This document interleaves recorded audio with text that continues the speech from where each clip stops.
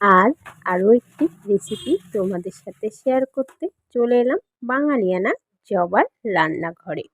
তো আজ বাঙালিয়ানা জবার রান্নাঘরেতে আছে পমফ্রেট মাছের রেসিপি। মাছগুলিকে বাজার থেকেই কাটিয়ে আনা হয়েছে, পরিষ্কার করেই কেটে দিয়েছে। আর মাছের পেটের ভেতরে কিছু মাছের নোংরা ছিল, সেই নোংরাগুলো ছাড়িয়ে ভালো করে জল দিয়ে পরিষ্কার করে ধুয়ে নিয়েছি। নিয়ে মাছে নুন হলুদ মাখিয়ে নিয়েছি।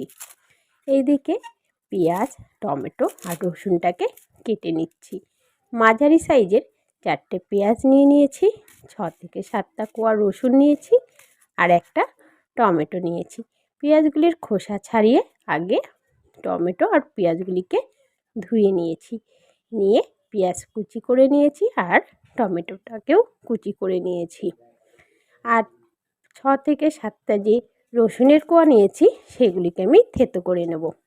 গ্যাস ধরিয়ে গ্যাসে কড়াই বসিয়ে কড়াইতে দিয়ে দিলাম পরিমাণ মতো তেল, তাতে ফোড়নে দিলাম কালো জিরে আর শুকনো লঙ্কা দিয়ে থেতো করা রসুনটাকে দিয়ে একটু হালকা নাড়িয়ে চাড়িয়ে কেটে রাখা পেঁয়াজ কুচি দিয়ে হালকা ভেজে নিয়ে কেটে রাখা টমেটো কুচি দিয়ে স্বাদ মতো নুন হলুদ গুঁড়ো আর সামান্য একটু চিনি দিয়ে ভালো করে ভেজে নিয়ে দিয়ে দিলাম কালারের জন্য কাশ্মীরি মিক্স দিয়ে ভালো করে কষিয়ে নিয়ে পরিমাণ মতো জল দিয়ে ঢাকা দিয়ে দিলাম, ঝোলটা যাতে একটু ফুটে ওঠে।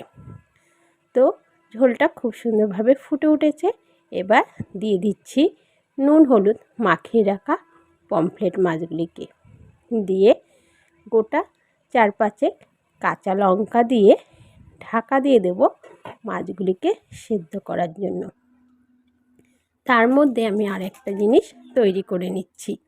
এখানে নিয়ে নিলাম একটা পাত্রে কিছুটা সর্ষার গুঁড়ো, সামান্য জল, একটু সামান্য নুন আর কাঁচা সর্ষার তেল দিয়ে সর্ষার গুঁড়োটাকে ভিজিয়ে নিয়েছি। 5 থেকে 7 মিনিটের মধ্যেই মাছটা সেদ্ধ হয়ে গেছে।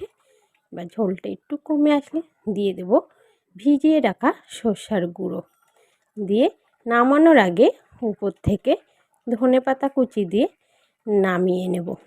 খুব সুন্দর আর খুব তাড়াতাড়ি এই পমফ্রেট মাছের রেসিপিটা তৈরি করা যায়। দেখতেও যেমন সুন্দর হয়েছে, খেতেও কিন্তু খুবই সুন্দর হয়। ভালো লাগলে রেসিপিটা অবশ্যই বন্ধুরা আমার চ্যানেলটিকে সাবস্ক্রাইব করে পাশে থাকা বেল আইকনটি ক্লিক করে দিও। আর একটা লাইক কমেন্ট ও শেয়ার করে সঙ্গে থেকো। আজ এখানেই শেষ করছি। আরও নতুন নতুন রেসিপি নিয়ে চলে আসবো আগামী।